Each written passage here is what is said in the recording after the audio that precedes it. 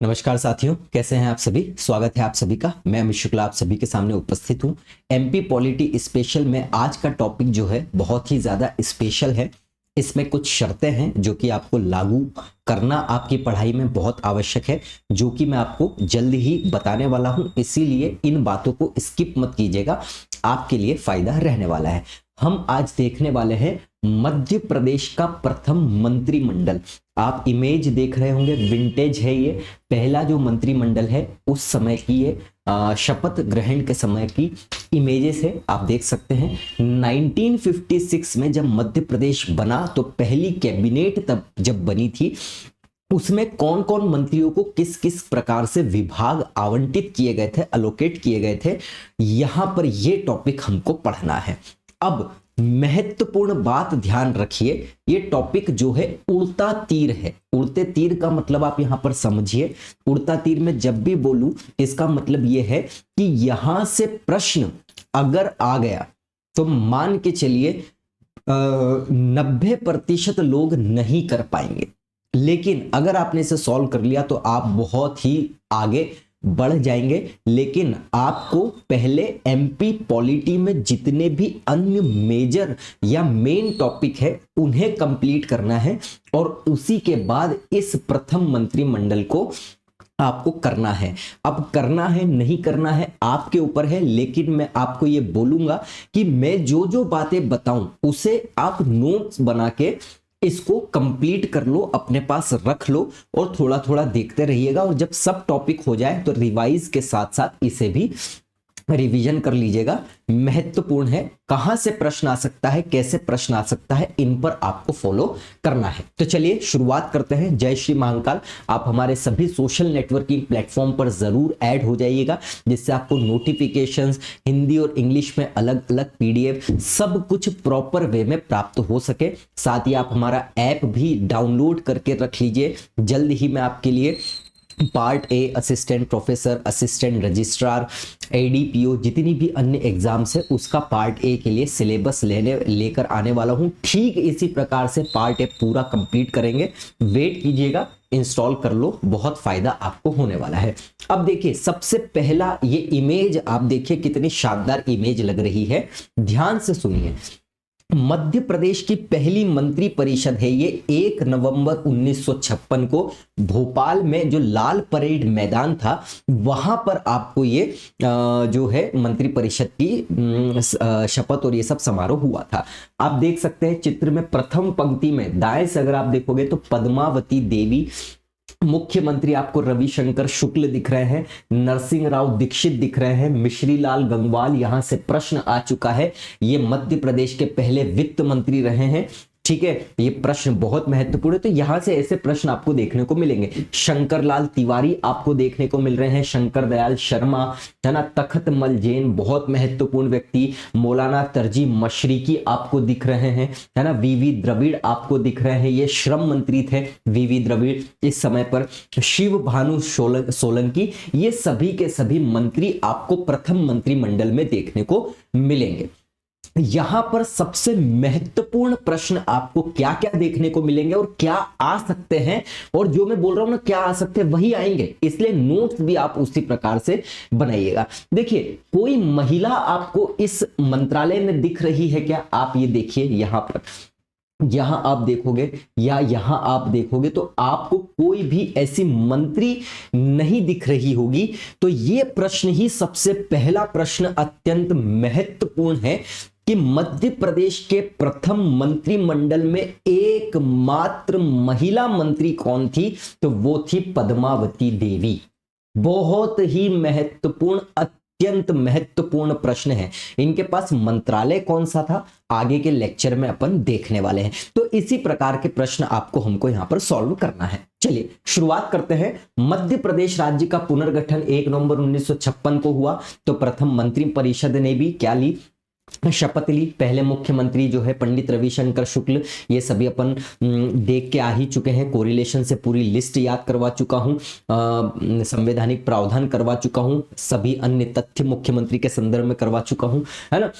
और राज्यपाल थे पट्टाभी सीतारमैया। राज्यपाल वाला लेक्चर भी कंप्लीट हो चुका है, आप देख सकते हैं। मुख्यमंत्रियों मंत्रिपरिषद के सदस्यों को शपथ दिलवाई थी। बहुत महत्वपूर्ण, यहां पर सबसे पहला प्रश्न ये आने वाला है, सबसे महत्वपूर्ण क्या थे कि पंडित रविशंकर शुक्ल, क्योंकि मुख्यमंत्री थे तो शपथ तो उन्होंने भी ली होगी, तो शपथ मुख्यमंत्री रविशंकर शुक्ल के साथ अगर इनको मिला दे तो कुल कितने कैबिनेट मंत्रियों ने शपथ ली थी?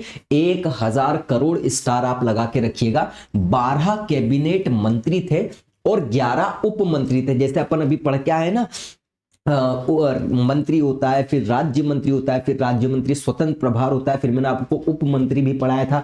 उप मंत्री आजकल नहीं बनाए जाते हैं, लेकिन उस समय पर शुरुआत में उप मंत्री थे, है ना। तो 11 उप मंत्री थे। ये प्रश्न को आप घोट लेना, सीधा प्रश्न पूछा जा सकता है। रिपीट कर रहा हूं क्या, ये प्रश्न आ सकता है कि प्रथम मंत्रिमंडल में कुल कितने कैबिनेट मंत्री थे? तो पंडित रविशंकर शुक्ल को मिलाकर 12 कैबिनेट मंत्री थे। उप मंत्री आए तो कुल कितना हो जाएगा? 11 उप मंत्री थे। सबसे महत्वपूर्ण प्रश्न तो ये हो गया। बात करते हैं हम आगे, कौन कौन 1956 में मंत्रिपरिषद में सदस्य था और किसको क्या विभाग आवंटित किए गए थे। अब एक और बात ध्यान रखिए, क्योंकि वो बहुत विंटेज टॉपिक है, आमतौर पर ऐसा टॉपिक नहीं मिलता है, लेकिन मेरा काम ही है आपको कठिन प्रश्नों को सॉल्व करवाना, जिससे आप एग्जाम निकाल सके। आसान तो सब सॉल्व करके आ जाते हैं, ठीक है। चलिए, तो हमको 12 कैबिनेट मंत्री का डेटा तो ऑथेंटिक मिला, लेकिन 11 के 11 उप मंत्री हमको देखने को नहीं मिले, और इनको आपको ज्यादा याद करने की भी आवश्यकता नहीं है, इसलिए मैं आपको बताऊंगा इस टॉपिक में क्या क्या करके जाना। चलिए बात करते हैं रविशंकर शुक्ल की। तो भैया ये मुख्यमंत्री थे, सबको पता है, कोई दिक्कत नहीं है। बात करते हैं हम देखो अब यहां पर राजस्व उद्योग यहां पर भी आपको दिख रहा है ना, फिर यहां पर भी राजस्व दिख रहा है, यहां पर भी उद्योग दिख रहा है, तो आप कंफ्यूज हो जाओगे कि किस मंत्री के लिए कौन सा विभाग याद रखें। तो समझिए, सबसे पहले मिश्री लाल गंगवाल के लिए आपको ध्यान रखना है वित्त मंत्री के रूप में, फाइनेंस मिनिस्टर के रूप में ये प्रश्न बिल्कुल आ जाएगा। सबसे पहले वित्त मंत्री कौन थे मध्य प्रदेश के? तो वित्त मंत्री, जहां पर फाइनेंस से रिलेटेड कोई शब्द आ जाए ना अगर पहले मंत्रिमंडल में, तो मिश्री लाल गंगवाल आपको लगाना है ना। तो वित्त हो गया, राजस्व हो गया, इस प्रकार के सभी मंत्रालय इनके पास थे। बाद में ये मध्य प्रदेश के भी वित्त मंत्री बने और पृथक राजस्व मंत्री भी ये बने थे। तो कुल मिला के मिश्री लाल गंगवाल में केवल एक मंत्रालय, याद रखो, वित्त और राजस्व। बात खत्म हो जाएगी, क्लियर है। उसी प्रकार से शंकर दयाल शर्मा के लिए आप शिक्षा मूल रूप से याद रखो, क्योंकि शिक्षा के क्षेत्र में इन्होंने बहुत महत्वपूर्ण काम किया है और ये शिक्षा मंत्री के रूप में ही ज्यादातर क्या है काम किए हैं। लेकिन इसके अलावा हम देखें तो कानून भी आपको यहां पर याद रखना है। शिक्षा और कानून शंकर दयाल शर्मा के लिए अवश्य रूप से आप ध्यान रखिएगा, प्रश्न आ सकता है।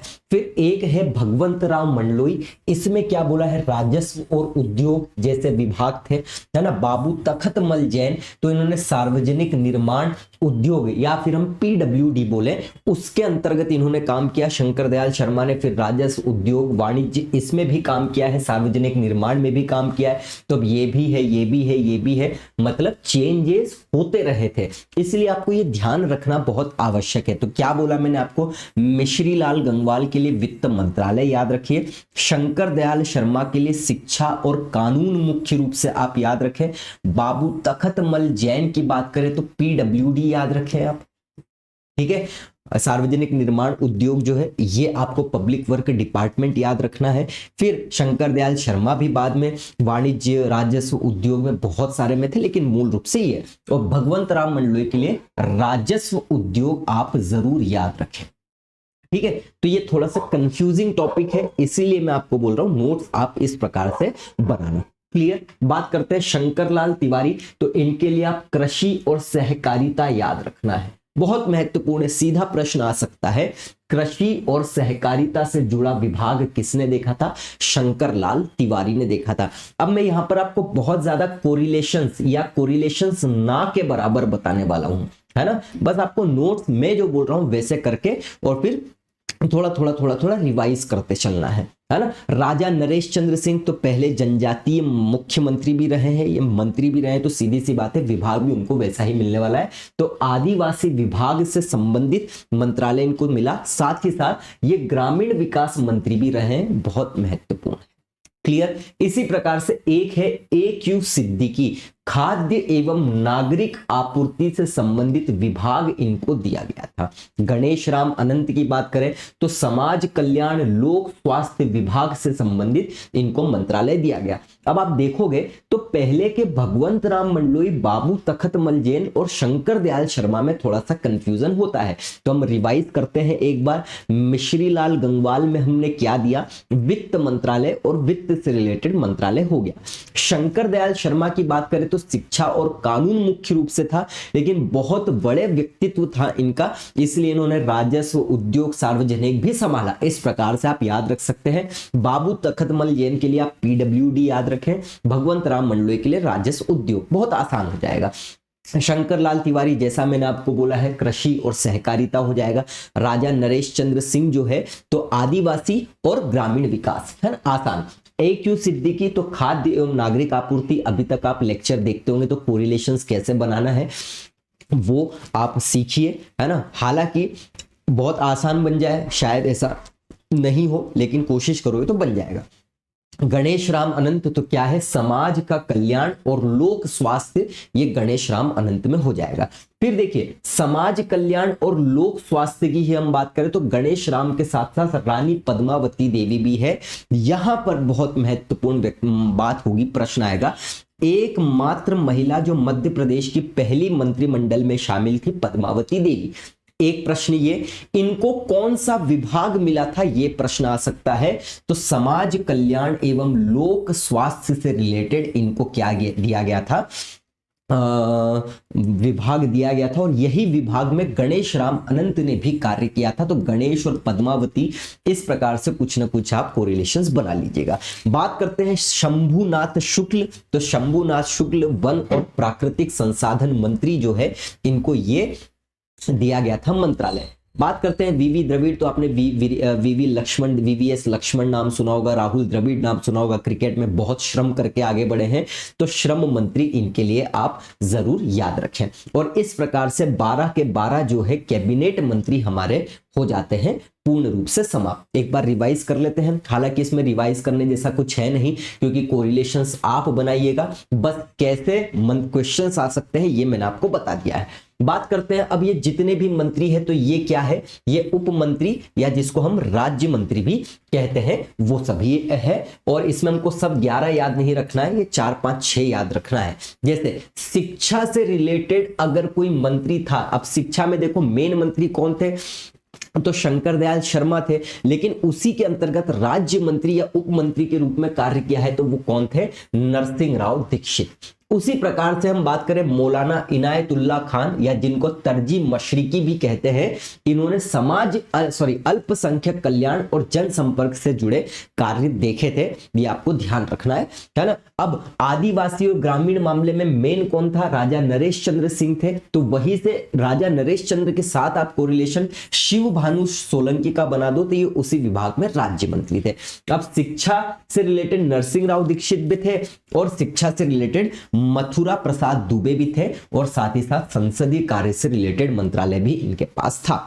बात करते हैं केशोलाल गुमास्ता, तो सहकारिता और उद्योग से संबंधित मामले में ये राज्य मंत्री बने थे। और फिर जगमोहन दास की बात करें तो कृषि एवं पंचायत से जुड़े कार्य इनको सौंपे गए थे। बस ये इतना सा ही टॉपिक है, लेकिन मैं आपको बोल रहा हूं जिस प्रकार से MPPSC और PEB के, है ना, जो बोल सकते हैं हम कि लेवल बढ़ रहा है, बढ़िया थे, लेवल सबके निकलेंगे, ऐसा आपने मीम भी सुना होगा, है ना।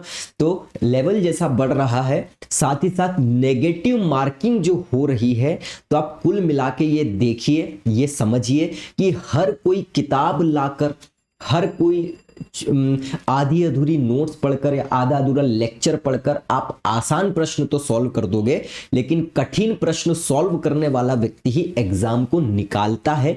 इसीलिए मैं आपको बोल रहा हूं, इस चैनल को सब्सक्राइब करके रखो। जो भी सब्जेक्ट पढ़ाऊंगा आप को उसमें से ना कुछ एक्स्ट्रा समझने की आवश्यकता रहेगी, कैसा प्रश्न आएगा ना ये देखने की आवश्यकता रहेगी, सब कुछ कंप्लीट रूप से आपको मिल जाएगा और उसका एनहेंस्ड रूप आपको ऐप पर भी अवश्य तौर पर मिलेगा। जल्द ही हम एमपी ज्योग्राफी भी लेकर आ रहे हैं। मैं आपको शर्त लगा के कह सकता हूं कि आपने एमपी ज्योग्राफी आज तक ऐसी समझी ही नहीं होगी, ऐसे फैक्ट्स याद ही नहीं करे होंगे। पूछने दो पीईबी को या एमपीपीएससी को किसी भी एग्जाम में कैसा भी प्रश्न आपसे ना बन जाए तो चैनल को अनसब्सक्राइब करके चले जाना, है ना। लेकिन महत्वपूर्ण बात है, सभी सोशल नेटवर्किंग वेबसाइट्स पर जुड़े, साथ ही साथ ऐप को इंस्टॉल करके रखिए आप। आवश्यक जानकारी सभी मैं टेलीग्राम चैनल पर अमित शुक्ला नोट्स और ज्ञानदूत एकेडमी पर दे दूंगा। चलिए, तो आज के लिए ये लेक्चर होता है खत्म। मिलते हैं हम अगले लेक्चर में, तब तक के लिए जय हिंद, जय भारत, जय Mahakal. Thank you so much.